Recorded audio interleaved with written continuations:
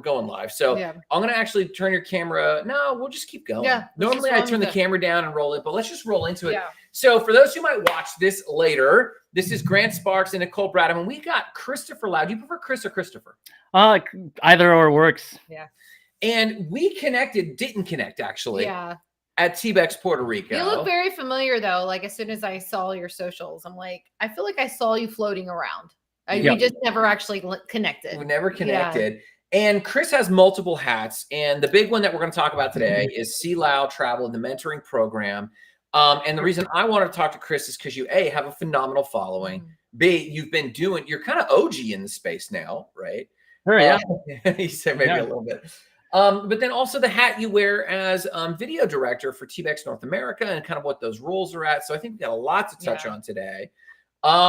So high level, basically, what is your main thing that you're focused on? C. Lau Travel Mentoring Program. Is that like your big focus right now? Is that your main thing? I'd say that's one thing. I paused it a few months ago. I'm going to make some changes to it. I have some exciting stuff that I plan on doing in the future with it. Okay. I still take on some like one-on-one consultations, but I was running about 3 to 4 rounds every year, right? So I would run one. It's a 6 weeks program, and then I would run it, and then I would do an interview process for the next round, and then I would get the students for the next round. Like there'd be a full interview process, and then I would travel for about 1 to 2 months. I would have brand deals, other projects that I needed to do, travel, and then hunker back down somewhere and do another round. And these are for creators. This is a mentor program for creators who are looking to do what you do. Is that right? Sure. Yeah, you could say that. Some of them I've inspired. A lot of them are creators that I've met. Some I haven't met.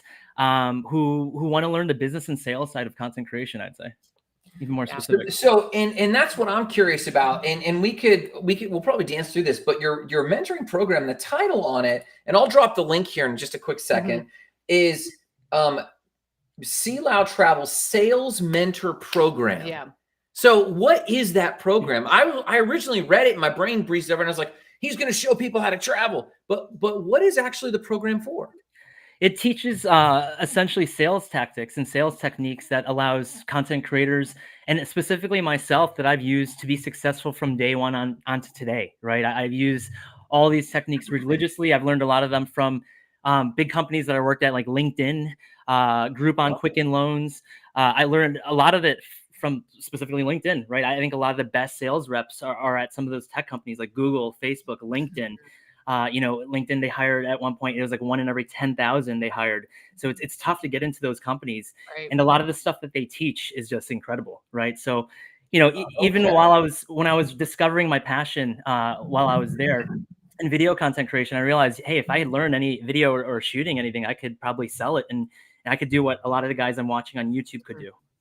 So, okay. So that raised a question. So skill set wise, did you learn, because your video creation is awesome. Yeah. Did you learn sales first or video creation first? Sales, right. Like that's even what I tell I tell all my students. A lot of my students are more they're more creative than me, and a lot of their content are better, right? And I think they could be a lot more successful if they just had a little bit of that business and sales side to learn how to reach the right people, pitch themselves properly, and more, right? So for me, and I even say this, like I have to work 10 times harder, especially when I started off, to learn how to shoot, learn how to fly a drone. This is the first camera that really drove me passionately into what I do today, is the drone, just that aerial and different perspective. 7 years ago, I've been flying for about 7 years now. But for me personally, it was more business and sales. I figured out once I had a product, something that I could, I'm passionate about, especially too. I loved watching YouTubers. I love traveling. I love the drone. I love the video. I had to really hustle, grind, learn it before I got a couple projects here and there in the US. And then I was confident enough to quit right away. Yeah. So you're hitting on something that we really have focused on, because that there's a lot of like influencer training, but most of it is all content driven. Yeah. What's your content pillars like? How to do cuts? How to make a viral reel? How to make a viral reel? Unrealistic. Sure. All that stuff. Yeah. But like we started Influencer Academy with the premise of we want to show them how to score brand deals. So that leads to a question: how long are you full-time paid collaborations, or is your income from various streams of income?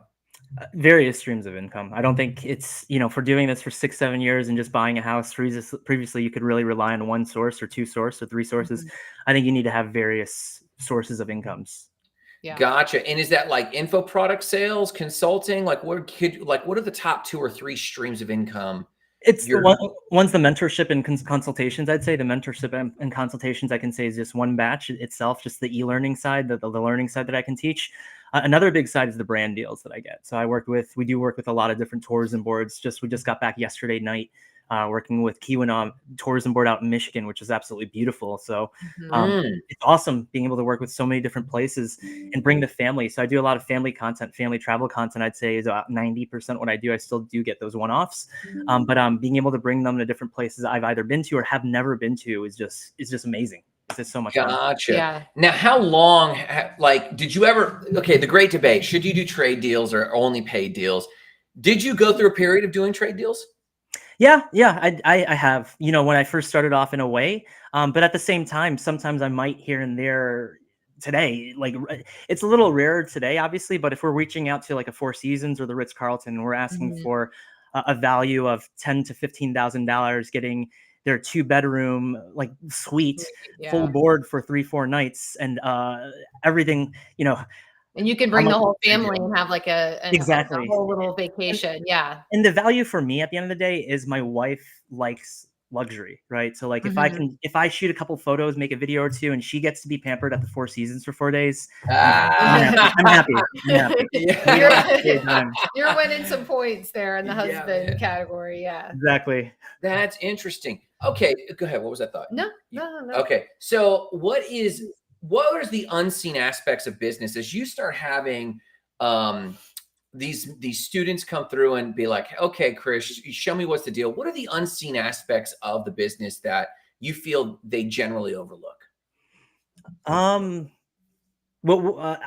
think one big thing is I think you have to work smart, right? I think a lot of content creators, one thing is that everyone does. It's like you guys said, everyone focuses on learning how to use a camera, how to shoot, rather than the business side, the sales side.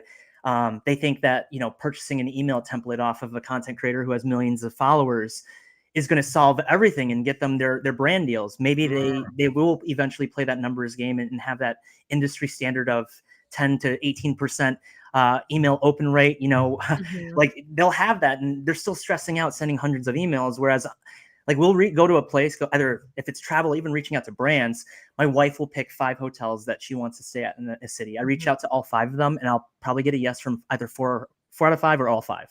Most of the time. And it's just a full process. Like, right. I think at one point, like I know who I'm reaching out to, right? I know where I stand also now compared to 5, 6 years ago. I wouldn't reach out to Four Seasons 6 years ago. Compared to now, I would reach out to different brands, but I still had those high close rates my entire career because I know who I'm reaching out to. I'm reaching out to the right people and just all those proper sales techniques, as what you guys would say too. Yeah. Interesting. Yeah. So, I mean, it sounds like you do your homework on when you say who, it sounds like you know exactly like the person's name that you're reaching out to. Most of the time. Yeah. Most of the time. Really? Yeah. I do think that there's a spray and pray approach that most influencers do. How much time do you take on research for these sales calls? Not too much, a little to not too much. Like in sales, I don't know if you guys, the terminology like leads and the opportunities. Once these leads turn into an opportunity, I'll spend more time on them, right? Once I see there's a sign of life, once I see that no matter, what, as long as it converts into this opportunity, then I'll do a little more research and I'll spend more time, but I'm not spending so many times on a prospect who doesn't even know who I am, just spending tons and tons of times doing research, reaching out and getting nothing out of it and getting discouraged like a lot of creators do and a lot of people do. Yeah. I mean, one of the first things we have if we start to work with a creator to help them build their business is they've never actually sat down and wrote a list of who they want to work with. It's sort of always been this, like, whoever reaches out to me and like over the years, it's like, how do you get brand deals? They're like, well, the company DM'd us. And I was like, well, who do you want to work with? And so it just really like asking that question first. And like you said, you have buy-in from your family who's invested in this with you. And so you guys seem like you're very intentional about who you want to work with. So I just think that that's a great approach. And I just like hearing it because it's really in alignment with what, like, the first place we start is like, let's build a list and like, where do you want to go? And what are you doing in the next year? So, because maybe you're already traveling these places and you can reach out now to start talking to, like you said, like the hotels or the tourism boards or anybody else in town that might benefit from your creator services. So, but first and foremost, you got to know where you're going and who to talk to instead of, like you were saying, this, like, whoever reaches out to me is who I work with. And it's like, how do you really build your own brand if your partnerships are random? I mean, not to say like opportunities can't come in, and that's great, but you won't get very far. Have you found like that with your students? Like one of those, like, do they kind of come to you going, well, I don't know who I really want to work with, or how do you really? Yeah, that's one thing I also ask them in the interview process. So a lot of the students, everyone goes through an interview process, and one of the questions is like, I ask is, who's your dream brand to work with? Right. And you know, I want to, and if they accept it into the program, I want to help them eventually get there. And a few of the students, they've given me testimonials, and I've created, I think, a couple posts that a couple of the students have worked with their dream brand in the last couple, I'd say year, I'd say like Adobe, some just major brands, and you know, props to them, right? I think again, they just need the right direction, just a little bit of knowledge that business sales and a lot of it's just the content speaks for itself, right? Yes, definitely. So speaking of content, I'm like looking at your grid, and it's been a while now that you've done thumbnails only with no text. Like it looks like it as well. I'm going through your personal profile. Sure. And like, when do you recall making that conscious decision that you weren't going to do text on your thumbnails? On YouTube? No, I'm sorry, on Instagram. Okay. Okay. Yeah, I just like no text on all my thumbnails. It's just a preference. When I gravitated towards Instagram 7 years ago, I love it for photos. I personally love it for photos. So if you do notice at least my grid, there's an aesthetic feed to it. I try to keep it that way, even with the tourism boards. I feel like, no offense to tourism boards, like I had that luxury aesthetic feed to it, but now like we're just working with so many different tourism boards, and I try to still find that aesthetic, family fun shot. So there's an aesthetic feed to it. I always try to keep over just big words and just thumbnails with captions and anything like that. I try to still keep it like nice. As again, my Instagram, I gravitated because I loved it for photos, and YouTube, I gravitated toward that because I loved it for video, long form content specifically. Oh yeah, man. Now, do you find that it makes a difference with your students on if they follow a similar look? Do they score more brand deals if they do a similar look as you, or does it matter? I think it's more based on them, right? I think every creator is different. Everyone has their unique style. They have their unique selling point, of course. So, you know, it really depends on you, right? If that's something you want to do, if that's something you do, I tell everyone to be consistent with it, right? I think consistency is key. Do you consider what their aesthetic and their grid and their photography level is before you allow them into the mentor program? Like, do they need to have like a good grip on like their message and their brand before you can start getting to the sales part with them? A little bit. I'd say, yeah, some. I'd say for most everyone, they need to have some type of level. Some students I let in because they have a personality, right? And they wanted to vlog. And I personally think if you have a personality, you're able to create a good 10-minute travel vlog. You don't have to be the most professional photographer. Yeah. You know, I can let you in, right? So it also depends on your passion on this, how hard you're willing to work. Yeah, and everything else. And of course, everyone says I'm willing to work hard. So, but that's how I feel, depending on, you know, when I'm talking to them in a 15-20 minute interview call. Yeah. Did you start with interviews when you first created this program, or was it kind of something that ended up happening because you're like? Yeah, I started an interview process for the first round of students. I accepted less students in the first round just to test this out and see how it would do. I had 100% success rate in the first round. And then I just said, I'm going to run with it. And then I just opened it up to more students in the second, third, fourth, fifth, sixth, seventh, eighth, ninth, 10th round. Yep. Wow, man. So you've had 10 rounds now? I've had about 10 rounds. Yep. In the last 3.5 years. Wow. And so like, is this business delegated yet? Like, I mean, we deal with a lot of creators doing communities, doing info products, and there's always this discussion on like, do we automate this process? Do we delegate it? Like, how much of this business, See Loud Travel mentor program, how much of that is delegated? Yeah, it's all we do all of it, right? We do all of it. Really? Also, all the students is it's funny, all the students, I haven't spent money on ads, anything like that. It's all from me pushing it on my Instagram account. Put like, and I had maybe I think 3 or 4 different friends who are, you know, one friend has like 300,000 on her Instagram account. One had 500K, one had 400K, one had 1.2 million. They all did some stories about it at one point, once or twice, and I've gotten a few students from that too. But all is organic students. Right. Everyone's from my That's followers. nuts. Yep. That is. That's nuts. But that's the power of like referrals and somebody, you know, sort of acting as an affiliate or ambassador for it's really, I mean, it's a testimonial, but especially with that kind of following, I'm sure. Yeah, that's huge. So okay, so that's a good question. Did you grow? Did you hit 101,000 followers on your personal account in Instagram? Was there a breakaway moment for you? Was there like a viral moment that you hit, or was that just steady growth? It was steady. I got to like 40 something K with steady growth. Okay. And then Reels came out and I wasn't growing as much because I was still posting photos, and I loved Instagram for photos. And then we went to the Maldives, and I was like, all right, I need to post a reel. This is really beautiful here. Yeah, buddy. Like, I love the long form content, but then like once we got to the Maldives, and it was just beautiful. And I posted the first reel. I think it was like 82,000 views, something like that. On your first reel?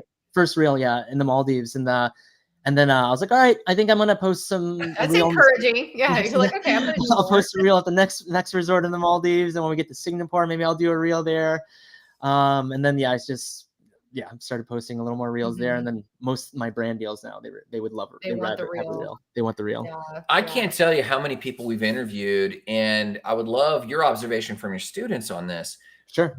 Most everyone we interview that has decent numbers on their following, they had a viral situation that came from some very trigger-worthy piece of content. It's very rarely from steady growth. Yeah. I think a lot of people grew so quick in the last 2 years because of Reels, because of short form content, right? So I've had that piece of content that hit 4 million, and I grew to 100K so quick. Whereas I feel like, you know, a lot of the OGs, we put in the work, right? It was a lot of posts. There was a post. I mean, I'm sure a lot of people are putting in the work now, but I was putting in the work for 7 years. So there's a point I was posting. I don't post daily anymore, but there's a point I posted 45 days straight when I first started. When I first quit my job, went to Bali. I think that first day in Bali, I was like, I need to post 45 days straight. And I got some growth there right away. And this was 7 years ago. So it's a little bit different than now these days. So I hit that steady growth in a way over the last 6 years. And then the Reels kind of helped it a little get over that hump. Wow. That's huge. So this was a question I sent you, and I think it's relevant now. Like, what mistakes are you finding most creators make when it comes to their videos and reels? Like you could just predict they're going to come to you. They're going to tell me these 2 or 3 things. Yeah. I feel like they make it too long, right? I think especially if you want a viral reel, of course, it depends on what you're showcasing. Like if I'm working with a tourism board and they want me to showcase like a travel guide, it might be a full minute. It might have to be a full minute. And I'm not expecting that to go real unless I go somewhere in Africa, somewhere just super random and showing like a day trip, right? Maybe it depends on what you do, right?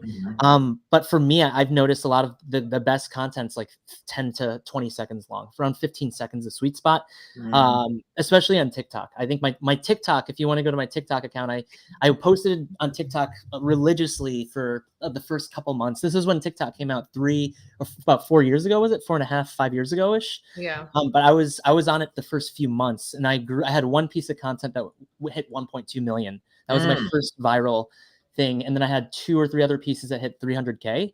And I grew to like 14,000. And then I think I posted for the next month or 2 straight, nothing grew. And I just gave up on it. Right. Really? Yeah. So those pieces of content that went viral were just 15 seconds. And it was just the most random 15 seconds too. So the one that hit 1.2 million, the most views I've gotten on TikTok or short form, I just remember being on the boat in the PP Islands, and I forgot to get a TikTok TikTok shot for this. And I was in the back of the boat, and I finished shooting something for the vlog, and I was like, oh, I need to get it to TikTok. So I just ran by myself to the front, and it started raining slowly. And I just get out my phone, and I'm just like, oh man. It's that water. It's that. And then I'm on the boat posting it 10 minutes later. Yeah. And like, while we're going to the next place, I barely have signal, but it still posts and it goes viral.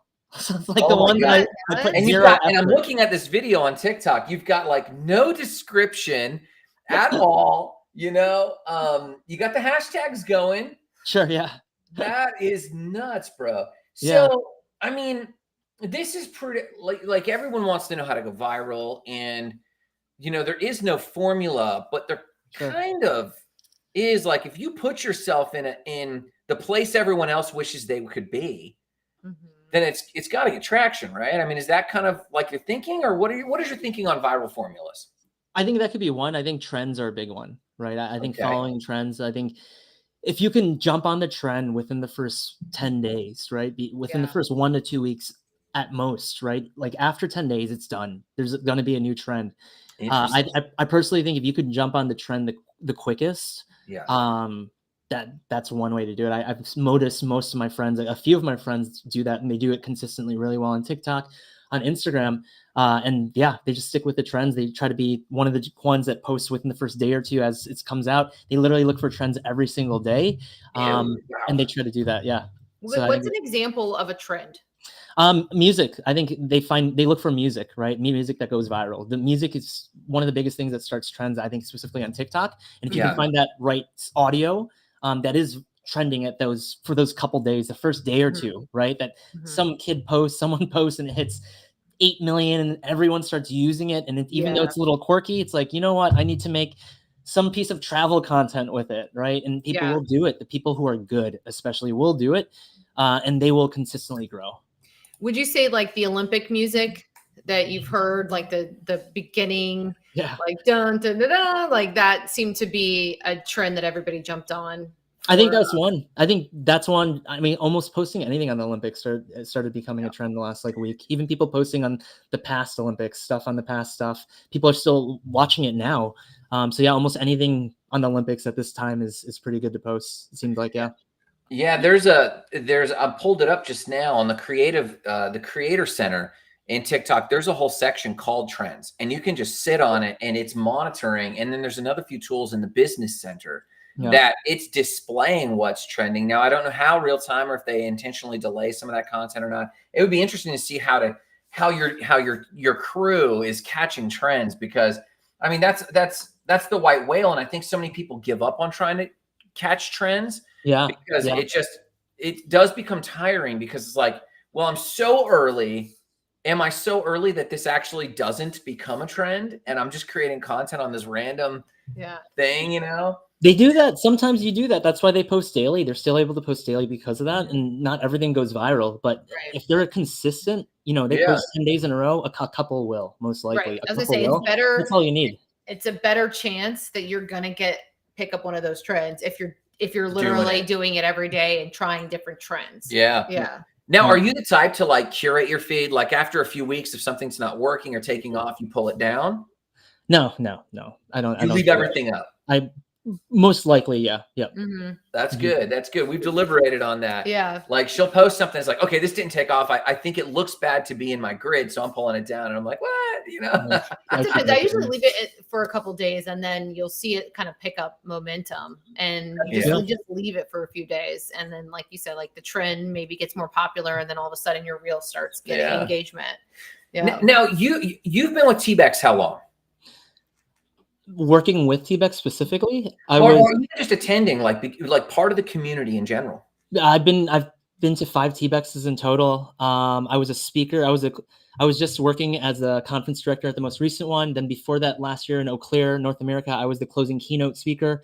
And then the one in Greece, I was one of the opening speakers. I was an opening speaker. Wow. Okay, and so TBEX started with blogging, and I was reflecting. I started blogging in 2005 on a trip I took, and it was great, and I love the writing. Have you ever been on the writing side? I have not. I'm not the best writer, but I've been very much inspired because I've been to 5 TBEXs now.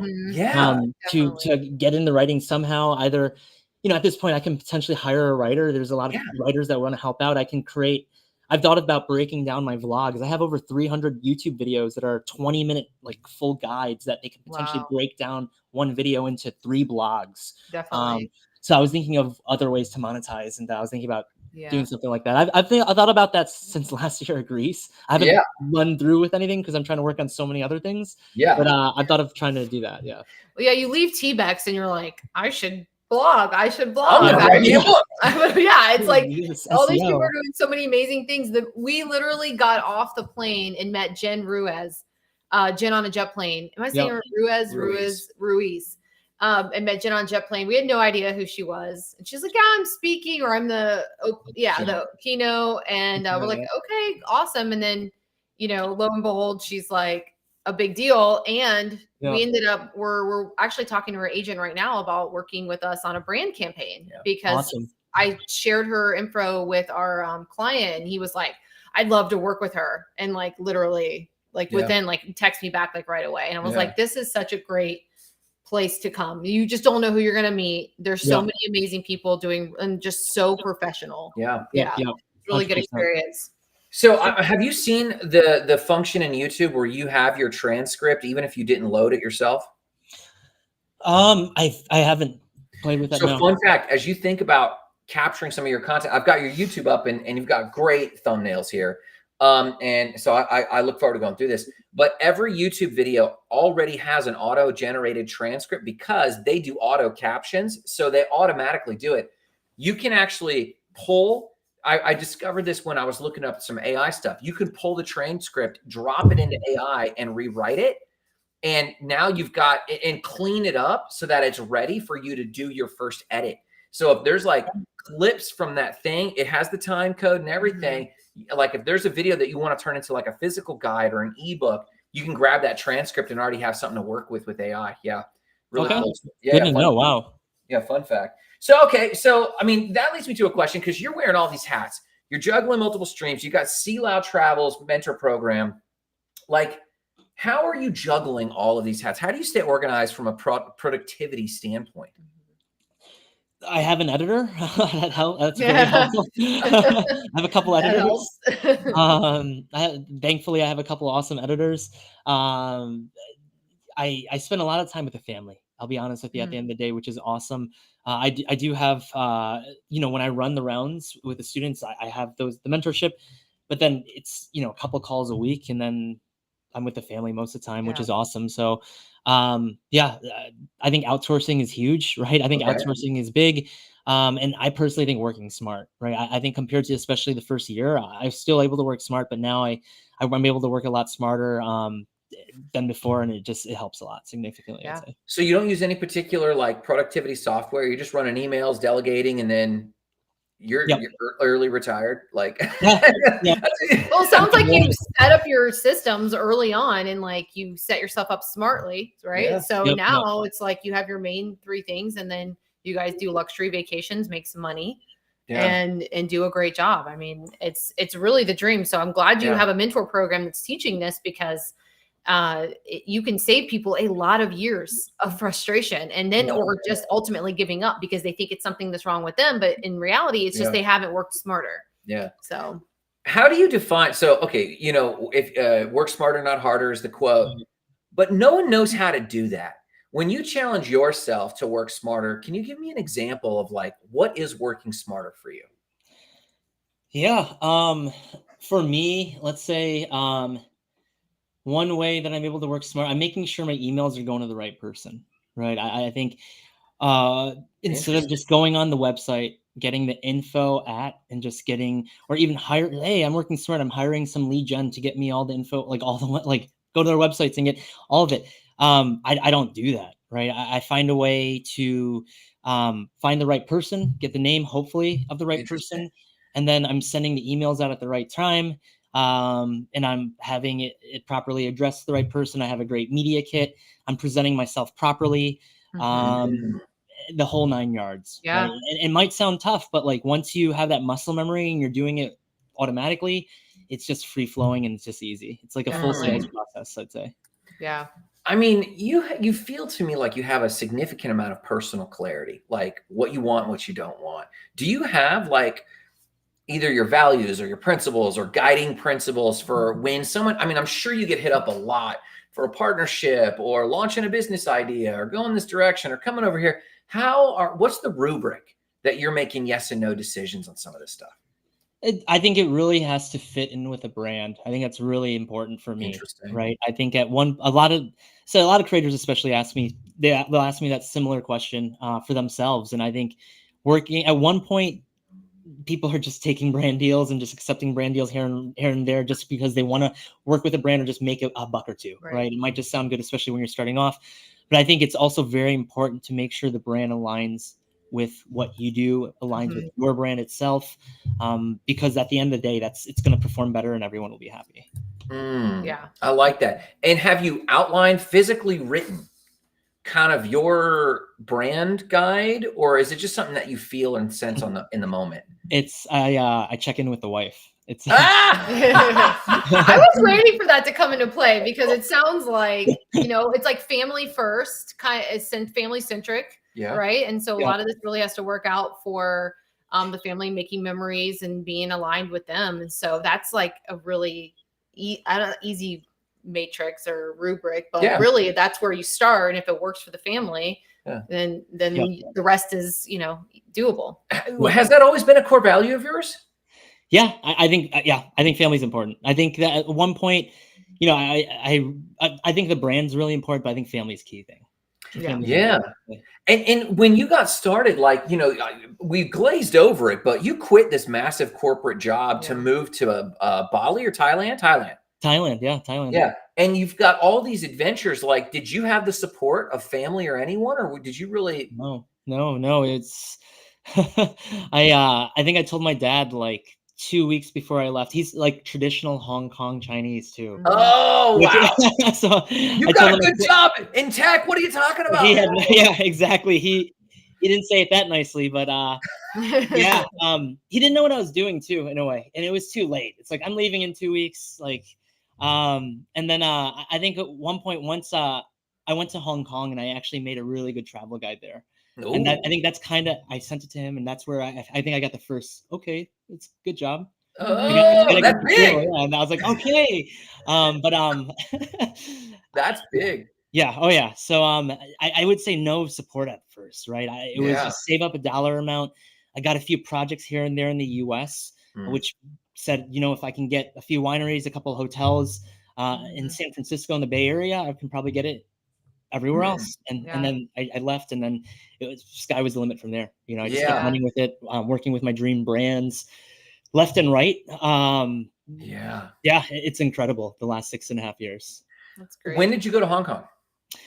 The last time I was there, probably about 4 or 5 years ago. Once you go to my channel, YouTube, it's like the first one there. Like that was the Hong Kong. Okay, I'll have to check that out. I went to Hong Kong again in 2005. It was a big trip, and I fell in love with. It was like it was wild. And then we went to is it Kowloon Island, where the largest the largest seated Buddha sculpture monastery.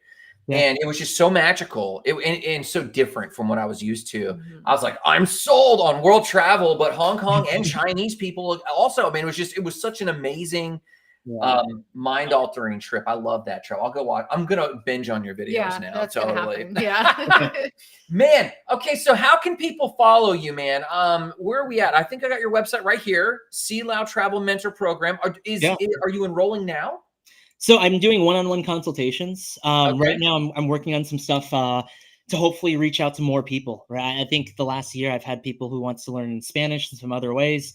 So I have a couple ideas on what I plan on doing with it. But they can still check out the website and reach out to me if there's some stuff that they do want to learn. Yeah. They can also check out my Instagram at Sea Lao Travel, SEELAU Travel, or find me on YouTube, just my name, Christopher Lau. You can find all the YouTube videos there. So last parting advice, whenever you run into someone at TBEX and they've got 30 seconds and you're like, what advice do you have? What do you usually tell people? I tell them, and this is something that even a massive creator told me when I started off.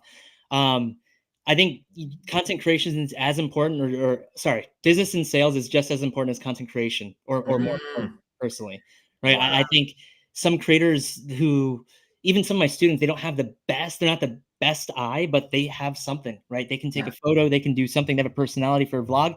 I've seen them land some of the deals they've won. So I personally think if you're able to do things properly the right way from the get-go, not just focusing on shooting, buying the newest equipment, flying your drone all day, you know, buying all these academies and only learning shooting and everything, I think learning the business and sales side is as important or more important itself. Wow. I agree. Well, I cannot thank you enough. We're circulating more and more with people who have the business mind. And I find it far more valuable. There's a lot more mileage because our mission of helping creators get paid, like honestly, content creation is a dime a dozen, and half the time it's experimental. But sales and negotiating and networking and research in the underlying business cannot be emphasized enough. So if you're watching, check it out, See Loud Travel, or go to See Loud Travel Mentor Program. Check it out today. And Chris, thank you so much. Stick around real quick while we wrap up. We'll talk to you shortly. Thank you. Yeah, man. Boom. Biggest takeaways, man. I love that he's reiterating one of our biggest missions right now, which is to help influencers create a business. And I think sometimes, like, if they're not ready for that message, they think we're kind of being a wet blanket, and they do just want to fly a drone, and they just do want to like put on shorts and get a Mai Tai. But like, no, like you got to have a business plan and a vision. Do you need to have all that first? Yeah.